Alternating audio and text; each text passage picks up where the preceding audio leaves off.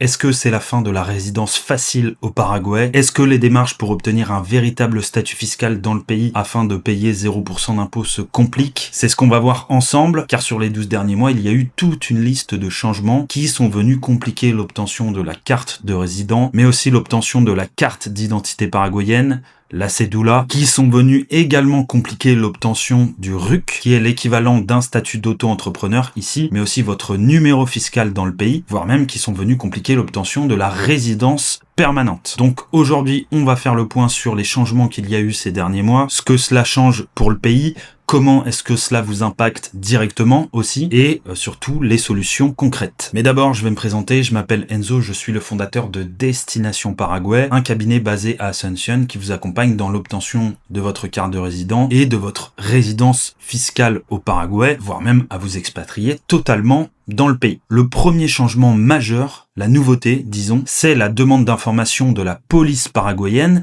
à la police de votre pays d'origine lors de la demande de cédula, la carte d'identité paraguayenne. Demande d'information informatique. Typiquement, pour les Français, j'en ai déjà parlé plusieurs fois, cela signifie que la police paraguayenne effectue une demande d'information à la police française, mais c'est la même chose pour tous les étrangers qui font une demande de cédula. La police paraguayenne effectue désormais une demande d'information informatique pour en savoir un peu plus sur vos antécédents judiciaires. Pour les Français, cette demande d'information, elle est traitée par l'attaché de sécurité intérieure. Le rôle d'un attaché de sécurité intérieure, il est vaste, multiple. On est là pour représenter le ministère de l'Intérieur au sein des postes diplomatiques français, pour s'assurer de la sécurité intérieure en coopérant avec les services du pays dans lequel nous travaillons. On organise un certain nombre de coopérations, des coopérations très opérationnelles, sur des dossiers judiciaires par exemple. On a également un rôle d'analyse de la situation sécuritaire au bénéfice de nos autorités.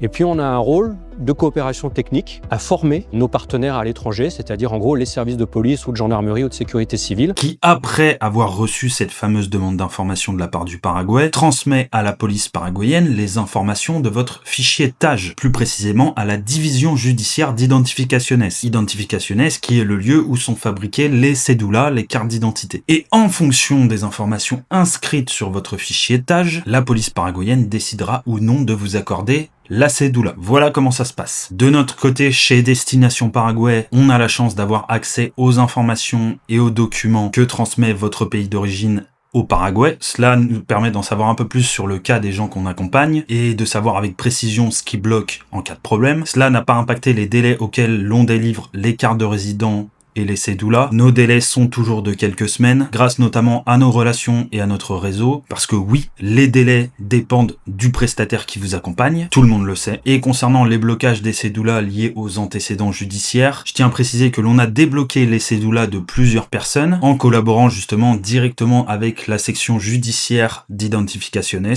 donc c'est plutôt une bonne nouvelle. Et puis bien sûr, on effectue toujours et de manière systématique pour chaque personne que l'on accompagne, la demande de résidence et de cédula en un seul voyage au même moment, comme on l'a fait avec les 113 personnes que l'on a pris en charge. Ensuite, un autre changement, en tout cas une mesure stricte qui est maintenant en place et que l'on a observé en accompagnant plusieurs personnes qui ont dû passer à la demande de résidence permanente, après avoir effectué 2 ans de résidence temporaire, ce sont les contrôles d'absence du territoire paraguayen, les temps d'absence, via la Constancia de Movimiento Migratorio, un document qui enregistre vos entrées et vos sorties du territoire paraguayen et que les agents exigent désormais pour obtenir la résidence permanente. C'est un document qui n'est pas mentionné dans la liste officielle des documents à fournir pour obtenir la résidence permanente. Pourtant, le Paraguay vérifie désormais vos temps d'absence de manière stricte. Et si, en tant que résident temporaire, vous vous êtes absenté plus de 12 mois du territoire paraguayen, votre résidence temporaire peut être automatiquement annulée et votre passage en résident permanent refusé. Beaucoup d'étrangers à qui on a vendu une carte de résident il y a 1 ou 2 ans et à qui on a dit pas de souci, le Paraguay ne vérifie pas les temps de présence, se sont retrouvés très récemment, il y a quelques semaines, avec une résidence temporaire caduque, annulée, et l'administration leur a même refusé l'accès à la résidence permanente. Donc maintenant, vous le savez, le Paraguay vérifie de manière stricte les temps d'absence. Et cela beaucoup plus qu'auparavant, donc faites attention. Ensuite, un changement qui est survenu fin d'année 2025, début 2026, c'est le refus des procurations notariées pour obtenir le RUC. Le RUC, vous le savez, c'est votre statut d'auto-entrepreneur ici, mais aussi votre numéro fiscal, et auparavant la DNIT, la DNIT qui est le centre des impôts ici, autoriser l'obtention du RUC d'un tiers à distance à condition de présenter une procuration notariée. Ce document, plus précisément. Ce qui, à notre cabinet, nous permettait d'aller à la DNIT et de dire « Bonjour, regardez, nous avons une procuration de Monsieur Dupont qui nous autorise à obtenir son RUC à sa place sans sa présence physique. » C'était la procédure à faire et cela a toujours été la procédure. Sauf qu'il y a quelques semaines, les fonctionnaires ont commencé à nous dire « Non, désormais ce n'est plus possible. Nous refusions l'obtention des RUC avec procuration. La personne doit venir signer sur place pour obtenir son RUC. » Alors heureusement, après des heures de discussion avec les hauts gradés de la DNIT,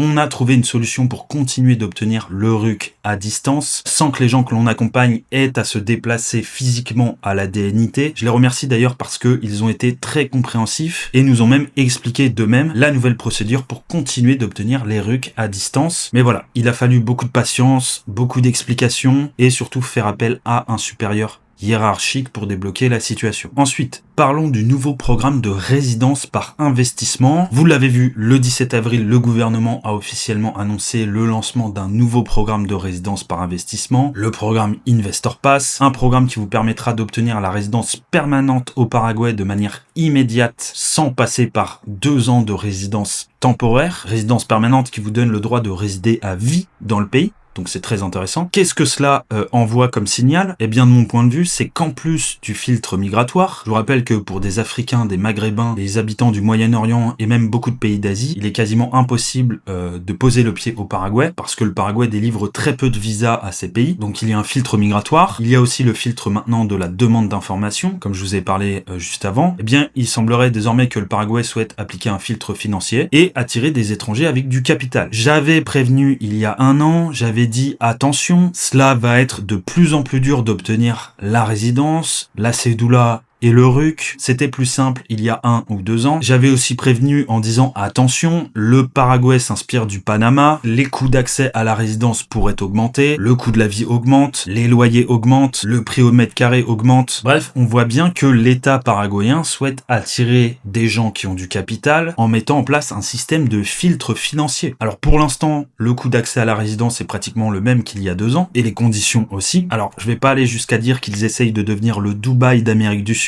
Pour l'instant, les coûts d'accès à la résidence sont pratiquement les mêmes qu'il y a 2 ans, et les conditions aussi, mais on voit bien la direction qu'essaye de prendre le pays avec ce nouveau programme. Le signal est clair. Le Paraguay souhaite attirer des étrangers qui ont du capital, et qui ont les moyens d'investir, de vivre, de consommer ici. Cette année, il va y avoir entre 80 et 100 000 demandes de résidence dans le pays. En 2024, il y a eu seulement 28 000 demandes de résidence, ce qui fait une augmentation de presque 200% en 2 ans, et je vous dis sincèrement, je pense qu'on peut s'attendre à un durcissement des conditions d'accès d'ici probablement quelques mois. Je l'ai toujours dit, on va plutôt vers un durcissement des conditions d'accès plutôt que vers un assouplissement. Donc si la résidence vous intéresse, c'est maintenant ou jamais. Ensuite, un point qui n'était pas réellement contrôlé, mais qui l'est maintenant de plus en plus et quasiment de manière stricte pour obtenir votre résidence, c'est la vérification du temps que vous avez passé dans un ou plusieurs pays avant de venir au Paraguay. Parce qu'aujourd'hui, les agents paraguayens veulent vérifier que vous n'avez pas commis de crime ou de délit dans le ou les pays dans lesquels vous avez vécu ou résidé. Il y a 1 an ou 2 ans, les agents étaient beaucoup moins regardants. Typiquement, un Belge qui avait vécu plus d'1 an de manière cumulée à Bali sur les 3 dernières années pouvait venir ici et obtenir sa résidence uniquement en présentant un casier judiciaire belge. Les agents étaient moins regardants, ils n'auraient pas exiger un casier judiciaire balinais apostillé. Mais aujourd'hui, les agents vérifient de plus en plus les tampons d'entrée et de sortie sur votre passeport. Et si votre passeport indique que vous avez vécu plus d'1 an dans un pays sur les 3 dernières années, comme c'est inscrit sur le site officiel de Migraciones, vous devez, je le répète, fournir le casier judiciaire du pays dans lequel vous avez vécu plus d'1 an de manière cumulée sur les 3 dernières années. Donc, typiquement, aujourd'hui, un Belge qui a vécu plus d'1 an de manière cumulée à Bali sur les 3 dernières années doit fournir un casier judiciaire balinais apostillé à l'administration paraguayenne pour pouvoir obtenir sa résidence au Paraguay, ainsi qu'une preuve concrète qu'il a vécu ou résidé à Bali. Il y a peut-être des agents qui ne vérifient pas, mais en général, ils sont de plus en plus stricts, et quand il s'agit de résidence ou d'expatriation, mieux vaut ne pas jouer à la roulette russe. Même chose concernant le lieu de résidence ou domicile inscrit sur votre passeport. Si vous avez obtenu votre passeport dans l'ambassade d'un autre pays, et que c'est indiqué sur votre passeport, alors les agents paraguayens vérifieront votre passeport et vous demanderont un casier judiciaire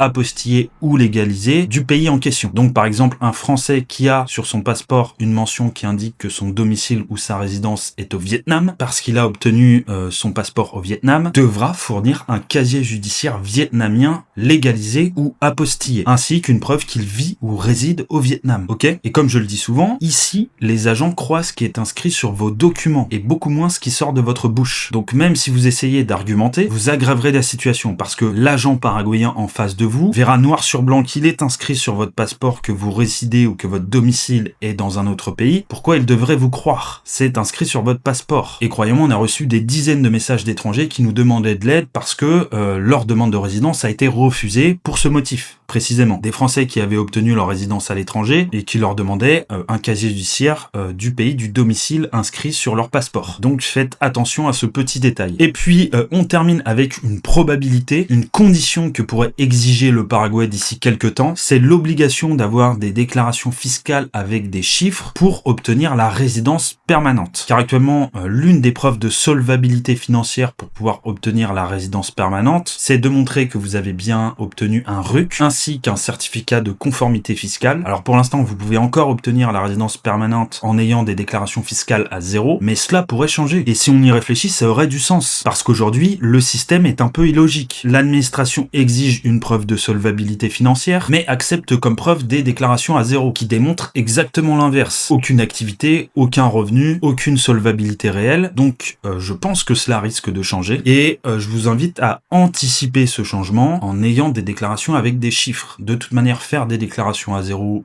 au Paraguay n'amène que des problèmes, que ce soit d'un point de vue substance économique réelle, si un jour le fisc vous contrôle, que ce soit pour l'ouverture de comptes bancaires en dollars dans les banques paraguayennes pour pouvoir faire des transferts internationaux, que ce soit aussi pour obtenir le certificat de résidence fiscale. Bref, il vaut mieux avoir des déclarations fiscales avec des chiffres. Donc voilà, conclusion, les démarches se compliquent, en tout cas pour ceux qui font les démarches seuls ou mal accompagné. Malgré ça, le Paraguay reste une excellente juridiction. Il y a toujours la fiscalité territoriale avec 0% d'impôt sur les revenus étrangers, mais uniquement si vous vous structurez correctement. Il n'y a pas de règle des 183 jours, ni même 120 jours par an pour maintenir votre statut fiscal actif dans le pays. Pour rappel, c'est la résolution générale 65/2020 qui fixe les critères de résidence fiscale ici, et qui n'impose aucun quota de jours minimum requis pour maintenir votre résidence fiscale dans le pays. Par contre, il y a toujours le temps d'absence réglementaire. Concernant la résidence, il faut bien différencier résidence et résidence fiscale. Ce n'est absolument pas la même chose. Et concernant la résidence, vous ne pouvez pas vous absenter plus de 12 mois du territoire paraguayen en tant que résident temporaire, et une fois que vous êtes résident permanent, le temps d'absence passe à 36 mois. Tout cela ne change pas. Voilà, si vous avez des questions, posez-les-moi en commentaire et j'y répondrai. Et si vous souhaitez qu'on vous accompagne dans l'obtention de votre résidence, que ce soit en tant que plan B, bien dans l'obtention de votre résidence fiscale, cliquez sur le premier lien dans la description pour réserver un appel offert. Je vous dis à très vite pour une prochaine vidéo. Hasta luego.